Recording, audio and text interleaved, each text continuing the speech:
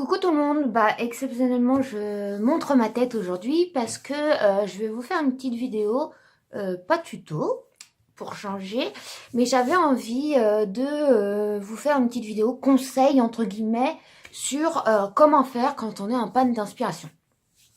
J'avais déjà fait une vidéo sur mes sources d'inspiration, donc je vous montrais quelques astuces pour trouver des idées. Notamment les magazines, les sketchs, etc. Pinterest et tout ça. Là, je vais plus vous donner mes petites astuces à moi sur comment je fais en fait quand j'ai envie de, je sais pas si vous avez déjà ressenti ça, moi parfois j'ai envie de faire quelque chose, une activité créative, mais je sais pas quoi faire. C'est-à-dire que j'hésite, je sais pas quelle couleur, quel projet, etc. Alors je vais vous donner quelques astuces pour justement quand vous êtes en panne comme ça d'inspiration, en panne que vous avez envie de bosser mais que vous vous sentez un peu frustré parce que vous savez pas quoi faire. Voilà, j'espère que ça pourra vous aider. En tout cas moi, ça m'aide. Alors, il faut pas déjà premièrement quand on a une panne d'inspiration comme ça, faut pas se mettre la pression. C'est-à-dire que faut pas se dire ah bah ça y est c'est foutu, j'y arriverai plus. Non. Et confiance en vous, ça arrive à tout le monde, on a tous des petites périodes.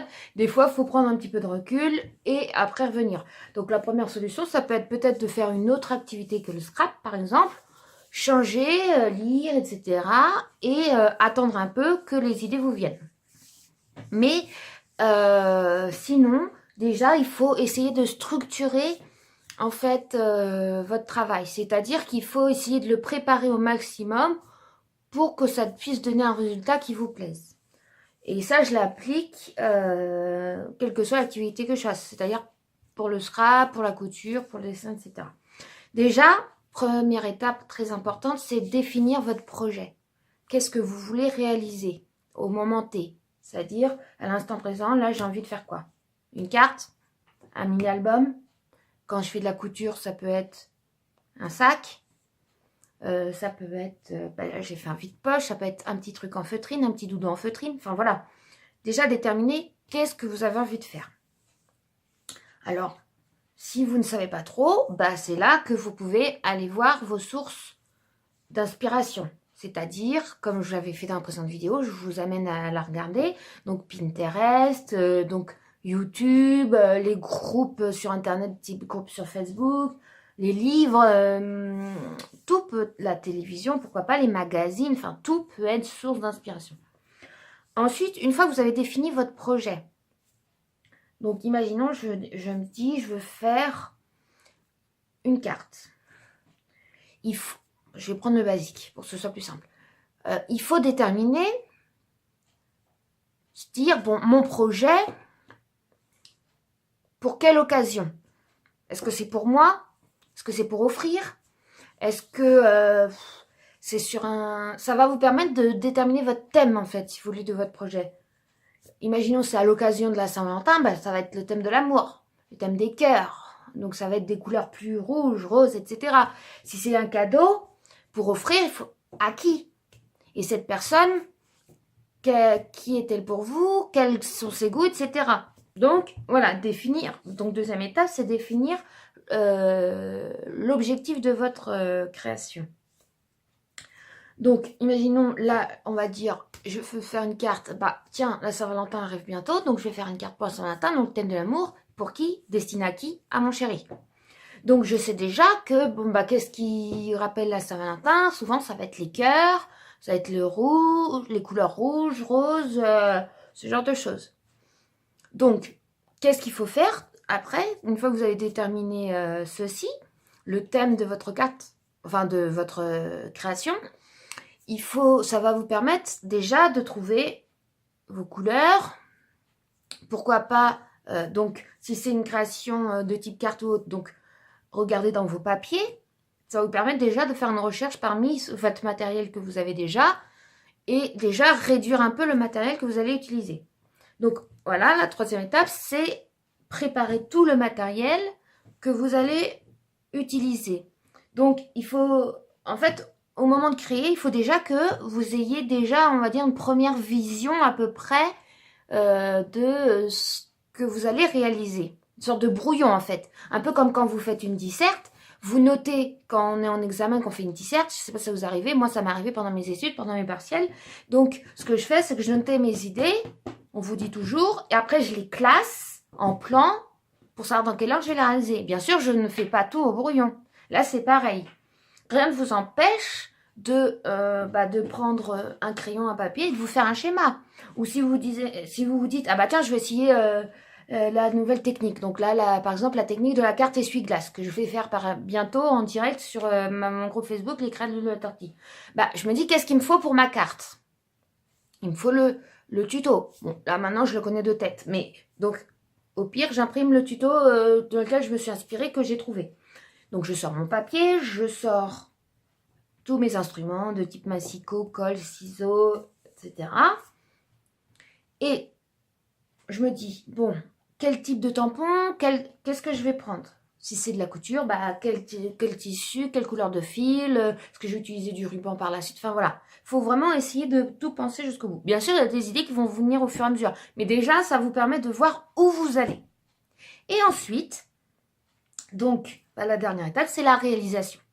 Donc là, faut pas hésiter, surtout à prendre votre temps et surtout ne pas stresser, c'est ne pas, imaginons vous ratez, c'est pas dramatique. Par exemple pour la carte essuie-glace, moi-même mon premier essai que j'avais réalisé pour faire le menu de Noël, du repas de Noël pour la mère de mon copain, j'ai loupé. Parce qu'il y a un truc qui s'était décollé, j'ai voulu décoller et après c'était fichu. Pas de panique, j'ai mis de côté, j'ai refait. Donc surtout, c'est pas grave. Au pire, vous cachez quoi? Un petit peu de papier, c'est pas la mort. D'accord? Donc voilà. Par contre, si effectivement vous voyez que vous voulez faire quelque chose et vous ratez, ça fait 4-5 fois que vous ratez, là, quelquefois, moi ça m'est déjà arrivé, le mieux, c'est de passer à autre chose et d'y revenir ensuite. Le lendemain, quelques heures après, et voilà. Quelquefois, on bloque, quand on bloque, ça sert à rien. Vaut mieux laisser passer un petit temps et revenir après. Donc voilà. Donc au moment de la réalisation, et bien tout simplement, vous suivez, entre guillemets, ce que vous aviez, votre plan, votre tuto, etc. Bien évidemment, vous n'êtes pas... Si au début, on a tous tendance à faire ça, et c'est tout à fait normal, vous pouvez recopier exactement le modèle exact de la chose qui vous a inspiré. Donc, toujours bien évidemment en citant ses sources. Hein, si c'est pour vous, non, mais par exemple, si après vous postez vos créations, il faut bien évidemment citer vos sources. Hein. Mais après, vous verrez, bah, vous allez vous dire, alors je vous donne un exemple avec ceci, donc la fameuse carte essuie-glace. Donc vous voyez, là j'ai fait ce modèle. Bonne année. Donc le tuto, je l'ai pris sur la chaîne vidéo de Couleur Papier. Elle faisait sur le thème de Noël avec une découpe de moufles, etc. Des dies que je n'ai pas, mais pas de souci. Qu'est-ce que je fais? Je prends le papier de mon choix, le set de tampons de mon choix, et voilà. Donc là, en l'occurrence, j'ai pris un papier dans les tons avec des roses, des fleurs. Le petit 2018, c'est une découpe que j'ai reçue en cadeau par ma copine Sabine. Le tampon, c'est un tampon Celebration simplement formidable. J'ai embossé en poudre cuivre et après colorisé au blends. Et là, avec une petite perfo et avec mon marqueur sur l'escarmin, j'ai marqué bonne année. Et là, les petites traces que Sabine m'avait envoyées. Donc voilà, j'ai adapté. C'est-à-dire que je prends la structure, mais je n'hésite pas à faire après avec mon matériel, les tampons de mon choix, etc. Donc voilà. Et puis, le tout, c'est de vous faire plaisir. Surtout, voilà, c'est que quand on a envie de créer, même si c'est pour un échange, même si c'est pour un concours, même si c'est vous avez une échéance, par exemple, voilà, vous vouliez faire des cartes de vœux, donc vous êtes limité dans le temps, etc. Bien sûr, des fois, ça met un petit coup de pression, un petit coup de stress, mais il faut que ça reste toujours un plaisir pour vous. Parce que si vous y avez pris du plaisir, ça va forcément plaire à la personne à laquelle c'est destiné, ou même à vous. Donc voilà, c'était une petite vidéo un peu différente. J'espère que ça vous plaira. N'hésitez pas à me laisser un petit commentaire, à me dire si au moins mes conseils vous ont aidé ou pas, à mettre un petit pouce bleu à ma vidéo si elle vous a plu, et puis à vous abonner à ma chaîne si ce n'est pas déjà fait. Et je reviens très vite pour une vidéo tuto pour le fameux calendrier. À très bientôt tout le monde, bisous!